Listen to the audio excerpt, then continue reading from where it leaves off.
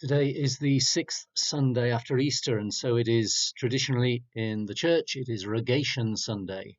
Rogation means asking, and we ask for God's blessing on the agricultural year ahead.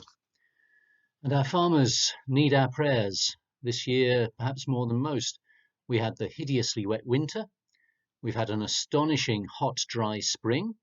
So things are struggling, the crops to grow, the grass maybe. We're told there may be a cold summer, which won't help, but who knows about that. And of course, in agriculture, there are the effects of Brexit.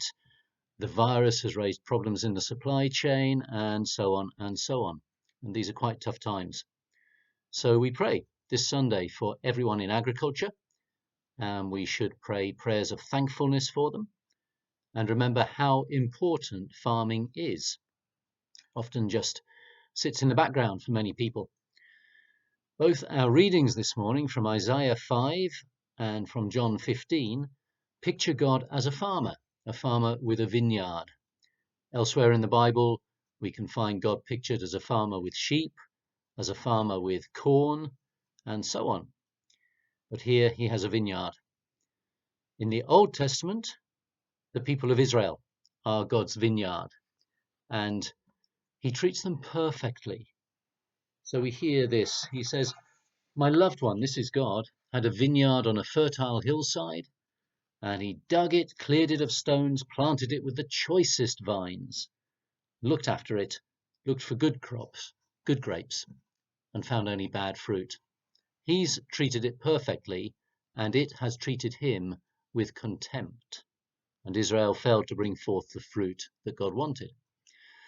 In our New Testament reading, John 15, Jesus says, "I am the vine, my Father is the gardener," and it brings his disciples, and therefore us, into the picture as branches of the vine.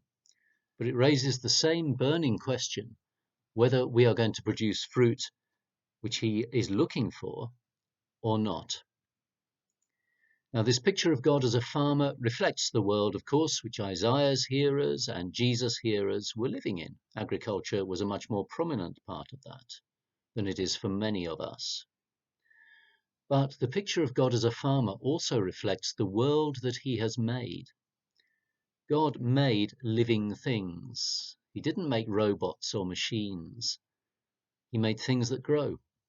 He made things that depend on each other and are alive. And he delights in them. So that in the Genesis story of creation, God looks at what he's made and sees it is good. And he delights in it. He delights in things growing properly. And so he delights in farmers as they grow things. All humanity is called, again we go back to that Genesis account, called to be stewards of God's creation. But farmers, in a sense, are on the front line of that work of stewardship of his creation. Now, the current pandemic, the lockdown, these things have reminded us of something of the importance and the value of food, because it's been a little bit trickier to get hold of for some people.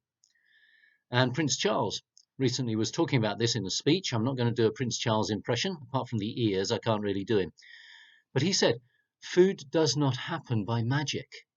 If the past few weeks have proved anything, it is that we cannot take it for granted." And that's right, those are wise words. Food doesn't happen by magic. Farmers are crucial. They need our prayers. Sometimes farmers get criticized, and sometimes rightly, for some of the practices within modern agriculture. But a lot has changed in recent years, and a lot needs to, and it is changing. God will still delight in those who are engaged in farming. And if it's not perfect, it's a bit like when a parent is brought some artwork by a child to stick on the fridge, and the parent looks at it, and it may be pretty dreadful stuff, but it shows love and it shows effort, and with all its flaws, it will bring delight.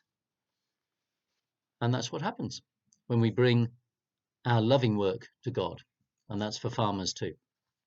Think about bringing delight to God. What a great thing that the God of heaven and earth can take delight in what we do. Fantastic. In the prophecy of Zephaniah in the Old Testament, we hear a promise that God will delight over his people with singing. He will delight over you with singing. Think of God singing with joy over the farmers. Think of God singing with joy over us.